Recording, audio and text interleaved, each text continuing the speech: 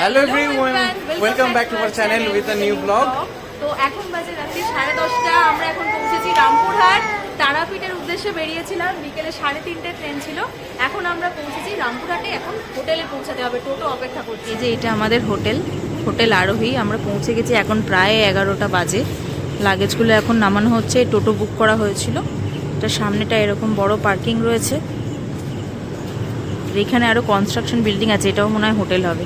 এই যে টায়ার্ড হয়ে গুটলু বসে পড়েছে মাম্মাম সাথে। আর একজনকে দেখ,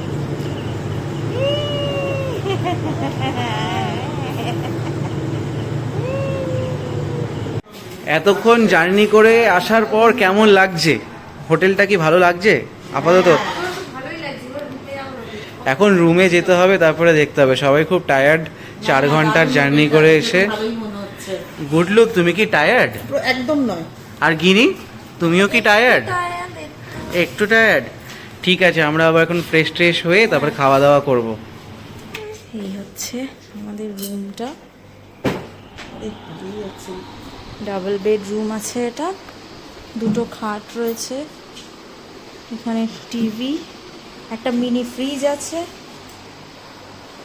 এসি আছে, এখানে একটা মিরর,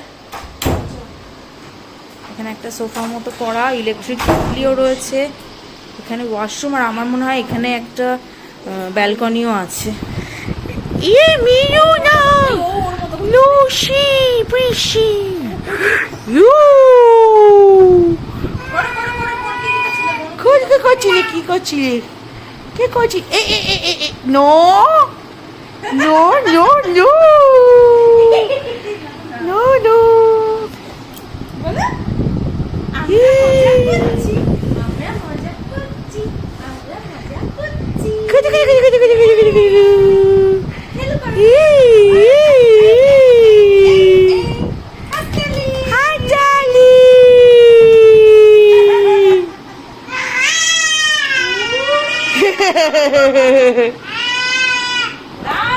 গুড মর্নিং।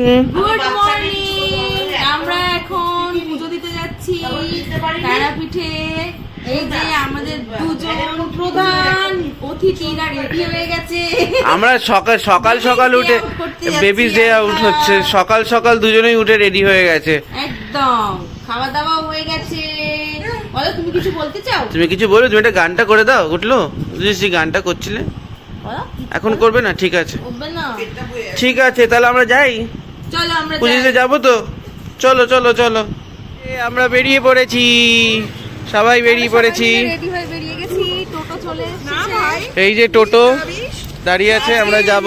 স্যাটারডে প্রচন্ড ভিড় হওয়ার কথা, কিন্তু আমাদের একজন চেনা জানা পান্ডা আছে, তার সাথে কথা বলেছি, উনি ভিআইপি লাইনের ব্যবস্থা করবে।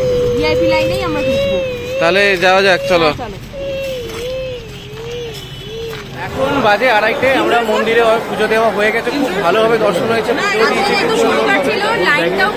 লাইনটা প্রচুর ছিল। আমরা তাও মোটামুটি আমাদের 4 ঘন্টা থেকে 3.5 ঘন্টা লেগেছে, কারণ এত ভিড়। জেনারেল লাইনে তো ভিড়, মানে এত যে এগোচ্ছে না লাইন প্রায়। আর তাও আমরা 500 টাকার লাইনটা যেটা আছে ভিআইপি লাইন, ওটাতে পুজো দেওয়াতেও তাও আমাদের 3 থেকে 4 ঘন্টা লেগেছে। প্রচুর মানুষ এসছে, ভালো পুজো দিয়েছি, এটাই ভালো লাগছে। আর এমনকি মাম্মামও ভেতরে ঢুকেছে, মাম্মামও গিয়ে পুজো দিয়েছে। হ্যাঁ, দুজনেই ভেতরে গেছে, দুজনেই খুব সুন্দরভাবে পুজো দেওয়া হয়েছে। এটাই হচ্ছে শান্তি। আমরা 3 জনে মিলে নেমে পড়েছি পুলে। খাওয়া দাওয়া হয়ে গেছে, পুজো সব দেওয়া হয়ে গেছে, এখন একটু এনজয় করার টাইম। তো আমরা পুলে নেমে পড়েছি, বাকিরা কেউ আসেনি, আমরা 3 জনই নেমেছি। পুলের টাইম কটা অবধি ভাই? 7টা পর্যন্ত খোলা। 7টা অবধি, তার এখন 6টা বেজে গেছে, আর 1 ঘন্টা টাইম আছে। পুলে একটু সবাই খেলছে, আবার বল টল খেলা হচ্ছে, বেশ হেভি এনজয় হচ্ছে। তারাপীঠে এসে একটুখানি বিকেলবেলা নামলে এইটুকুনির জন্য তোমরা আসো, একটু অরেঞ্জ জুস খাও, তারপরে সুইমিং করো। অরেঞ্জ জুসও খেতে দেবে না কিছু। আচ্ছা, পুলে কোনো কিছু খাওয়া দাওয়া কিছু অ্যালাউ নেই। তো পুলে শুধু নামো, স্নান করো, বল টল খেলা টেলা যা করার করো, বাস। নেমে কোনো খাওয়া দাওয়া এখানে ফুডস বা কিছু এখানে অ্যালাউ নেই। আমরা এখন পুকুরে স্নান করে নিচ্ছি নাকি? এই সুইমিং পুল বলা যাবে না, পুকুরই মনে হচ্ছিল। যাই হোক, এরপরে আমাদের কি প্ল্যান আছে? এরপরে আমাদের প্ল্যান বলতে আমরা যাব চিকেনের দোকানে, চিকেন কিনবো, তারপরে ওটাকে আমরা দেখি কাকে দিয়ে রান্না করানো যায়। আমি একটা অনেকদিন ধরে দেখছিলাম ফেসবুকে একটা খুব কাজলদা একটা কি একটা আছে মানে 2 হাতে রান্না করে, ওনার কাছে যাওয়া যেতে পারে কি পারে না? অবশ্যই পারে, যদি তাকে আমরা তাহলে ইন্দ্রনীলা খুঁজে বের করতে হবে। আমাদের মেন মানুষ, আমাদের সারথি, আমাদের driver, এই এরকম বললে ড্রাইভার বললে ক্যাপ্টেন, আমাদের ক্যাপ্টেন হ্যাঁ। ক্যাপ্টেন যদি ড্রাইভ করে নিয়ে যায় হ্যাঁ। তাহলে আমরা যাচ্ছি। মাংস আজকে কি তাহলে খাসির মাংসই খাওয়া হবে তাহলে? সেটা দেখা যাক। ঠিক আছে, খাসির মাংস মুরগির মাংস যেটা পাওয়া যাবে হ্যাঁ, তাহলে রান্না করিয়ে এনে আমাদের খাওয়া দাওয়ার প্ল্যান করছি। এখন যাই ওপরে দেখি কি সিচুয়েশন। আমাদের রুম নাম্বার 510, আমরা এসেছি কিন্তু কেউ দরজা খুলছে না। কেউ তো খুলবে, একটা আওয়াজ আসছে কিন্তু এখনো কে খুলবে বোঝা যাচ্ছে না। 3 জনে আছে, তিশাগ্নি আছে, সোহিনী আছে। ও সোহিনী দরজা খুলেছে, ওকে আসতে আমরা ঢুকছি। সবাই রাতে আলো জ্বালিয়ে, ব্লু লাইট জ্বালিয়ে সবাই ঘুমাচ্ছে। এর এদিকে আমরা সুইমিং পুলের থেকে চান করে এসেছি, প্রচণ্ড এসি চিল্ড, বিশাল ব্যাপার। আমরা আজ সারাদিন এখন সব কিছু করার পর দিদিভাই দোকানে এসেছি। এখানে মাটন রান্না করছে, আর মাটন আমাদেরই মাটনটা রান্নাটা সেদ্ধ হচ্ছে, আর এখানে চিকেন রান্না হচ্ছে। তো অনেক কিছু তো অনেকের মুখে শুনি, যে অনেকের নাম শোনা যায় এখানে, কিন্তু এই দিদির দোকানও খুব ফেমাস। ঠিক আছে, এখানে রান্নাবান্না করার খুব ভালো রান্নাবান্না হয়। আচ্ছা দিদিভাই, তোমাদের একটু লোকেশন, একটু জায়গাটা একটু বলে দাও, কোথায় কোথায়, তোমার নামটা একটু বলো।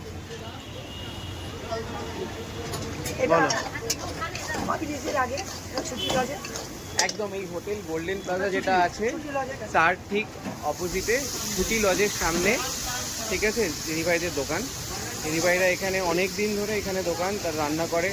তোমরা তো এখানে তারাপীঠে এসছো, অনেকের নাম শুনেছো, কাজলদা এই অনেকের নাম শুনেছো, ঠিক আছে, কিন্তু এই এটা দিদিভাইয়ের নামটা কখনো শোনোনি, ঠিক আছে, কিন্তু এই রান্না বান্নাটা তোমরা দেখলে বুঝতে পারবে যে তারা কীভাবে যত্ন সহকারে রান্নাবান্না করে। এখানে দোকানে চারিদিকে ওই যে দাদা, ওইদিকে দাদা রান্না করছে, আরও মনে,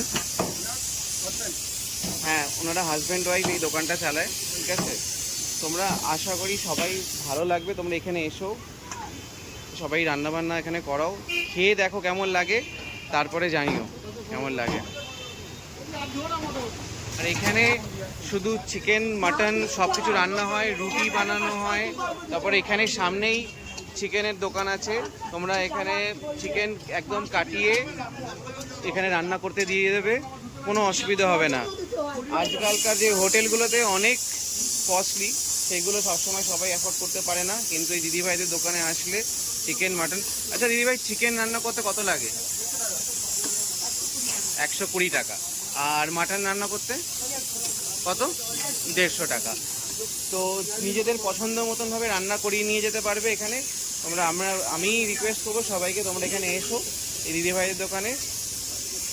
এখন আমরা একটুখানি বেরিয়েছি কেনাকাটি করতে মার্কেটে, আর এখানে তো তোমরা দেখতেই পারলে ভিডিওতে আমরা দিলাম যে একটা চিকেন মাটন রান্না করাতে এসেছিলাম, সেখান থেকে রাত্রে ডিনারের জন্য চিকেন আর মাটনটা নিয়েও যাবো। আর এখন আমরা একটু কেনাকাটি করবো, সব বাচ্চাগুলোকেও নিয়ে বেরিয়েছি, সবাই রয়েছে এখানে, তৃষাগ্নি, মৌ, ইন্দ্র, সৌরী সবাই রয়েছে। আমরা এখন একটু কেনাকাটি করবো। আমরা 3 জনে এখন বাচ্চাদের হ্যান্ডওভার করে বেরিয়েছি প্যারা কিনতে। এই দোকানটা হচ্ছে ঠিক মন্দিরের গলিটার ওখানেই, হোটেল শান্তিনিকেতন, তার অপোজিটে দেওঘরের প্যারা। এখান থেকে আমরা এই প্যারাটা নিলাম।